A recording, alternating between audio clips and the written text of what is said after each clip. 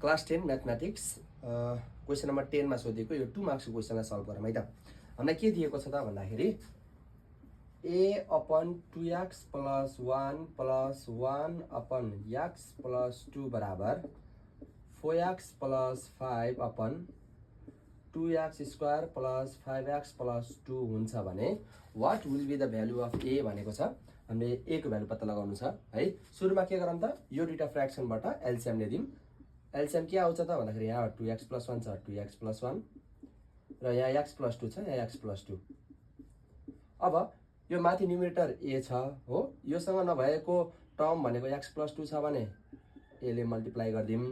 Plus 1 लाई पनि के ले मल्टिप्लाई गर्दिम, 1 लाई 2x plus 1 ले मल्टिप्लाई गर्दिम बराबर उतातिर हुने भयो 4x plus 5 upon 2x square plus 5x plus 2। अब के गरौँ त भन्दाखेरि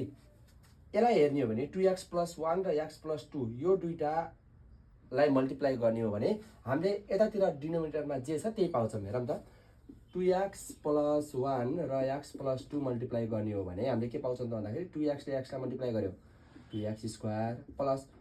2x ले x लाई 2x स्क्वायर 2x ले 2 लाई मल्टिप्लाई गर्यो प्लस 4x प्लस यो 1 ले x लाई मल्टिप्लाई गर्यो 1x प्लस यो 1 ले 2 लाई मल्टिप्लाई गर्यो कति भयो 2 भयो। भन्नुको मतलब यो कति रहेछ त 2x square plus 4x plus 1x भनेको 5x प्लस 2 के रहेछ त भन्दाखेरि यो 2x प्लस 1 र x प्लस 2 लाई मल्टिप्लाई गर्दाखेरि के आउँदो रहेछ त भन्दाखेरि यही 2x square plus 5x plus 2 आउँदो रहेछ भने मैले माथिकोलाई केही मल्टिप्लाई गरेन a x प्लस 2 को जस्तोको त्यस्तै राखेँ प्लस यो 1 ले चाहिँ खोल्दिए है त 1 ले 2x लाई मल्टिप्लाई गर्यो 2x प्लस यो 1 ले यो 1 लाई मल्टिप्लाई गर्यो 1 अपन यो दुईटालाई मल्टिप्लाई गर्दाखेरि के बन्दो रहेछ त भन्दाखेरि 2x square plus 5x plus 2 बराबर कति हुने भयो 4x प्लस 5 अपन तल डिनोमिनेटरमा के छ 2x square plus 5x plus 2। अब हामीले यसरी क्रिस क्रस गर्न पनि पाउँछौँ, तर एउटा सिम्पल आइडिया के बुझ्नुपर्छ त भन्दाखेरि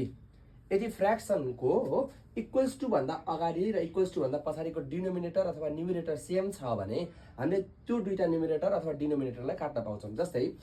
a upon 2 is equal to 5 upon 2 छ भने हेरौँ त यहाँ डिनोमिनेटर र डिनोमिनेटर सेम छ भने यो 2 र यो 2 काट्न पाउँछौँ। कसरी पाउँछौँ त भन्दाखेरि यो 2 ले a लाई मल्टिप्लाई गर्ने 2 इन्टु a,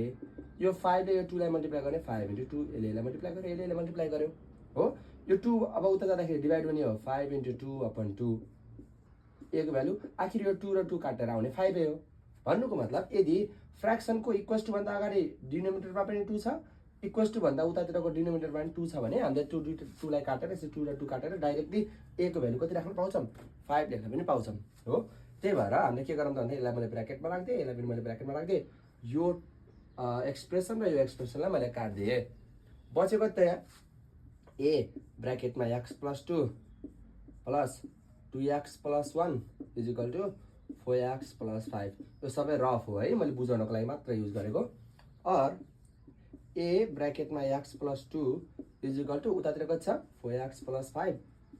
प्लस 2x उता गयो माइनस 2x प्लस 1 उता गयो माइनस 1 और भएको त a x plus 2 is equal to 4x बाट 2x घट्यो 2x प्लस 5 माइनस 1 भनेको प्लस 4 और a को a x प्लस 2 को x प्लस 2 बराबर यो दुईटाबाट मैले यदि 2 कमन ल्याउन सक्छु हो 2 कमन ल्याए भने कति बच्यो त x प्लस 2 भयो। और a को भ्यालु यो मल्टिप्लाईमा भएको x प्लस 2 लाई उता डिभाइडमा लगिदिम 2x प्लस 2 अपन कति त x प्लस 2। यो x प्लस 2 र यो x प्लस 2 कट्यो बचेको त a को भ्यालु 2 आयो है त। यति नै।